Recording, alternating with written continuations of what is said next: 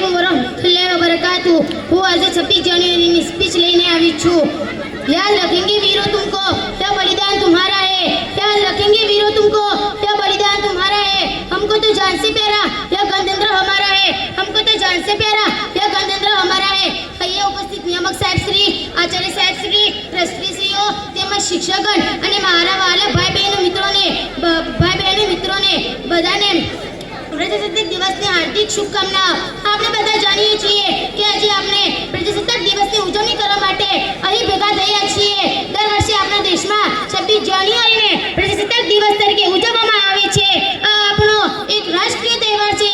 આ દિવસ ભારતીય ઇતિહાસમાં વિશેષ સ્થાન ધરાવે છે।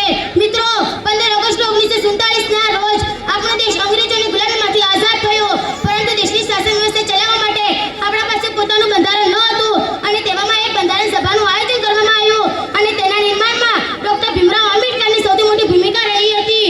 26 જાન્યુઆરી 1950ના રોજ બંધારણ લાગુ કરવામાં આવ્યો। આ ભારતનું બંધારણ વિશ્વનું સૌથી મોટું લેખિત બંધારણ છે। ભારતના આ બંધારણમાં વ્યક્તિઓના મૂળભૂત અધિકારો, ફરજો દર્શાવવામાં આવી છે। આ બંધારણ જ છે જે ભારતના બધા જાતિ અને વર્ગના લોકોને એકબીજા સાથે જોડીને રાખે છે। આઝાદી મળી અને બંધારણ લાગુ થવાના આટલા વર્ષો પછી પણ ભારત ભ્રષ્ટાચાર, ગુનો, આતંકવાદ, ગરીબી, બેરોજગારી જેવી સમસ્યાઓથી લડી રહી છે।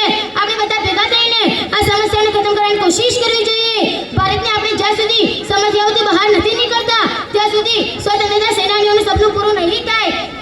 हमारा व्यक्तित्व आत्मा को कहिश के कांटों में भी फूल खिला है, इस धरती को स्वर्ग बनाए। कांटों में भी फूल खिला है, इस धरती को स्वर्ग बनाए। और सबको गले मिलाए, हम गणतंत्र दिवस मनाए। और सबको गले मिलाए, हम गणतंत्र दिवस मनाए। Thank you. जय हिंद, जय भारत।